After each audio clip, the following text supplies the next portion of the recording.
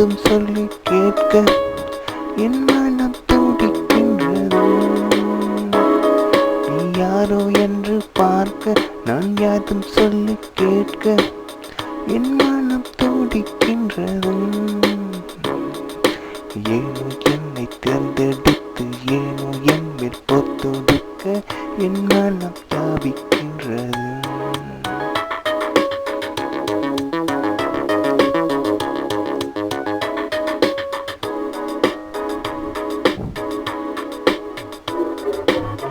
இதுதான் பார்வை, இதுதான் தேவை, இதுதான் பார்வை, இதுதான் தேவை.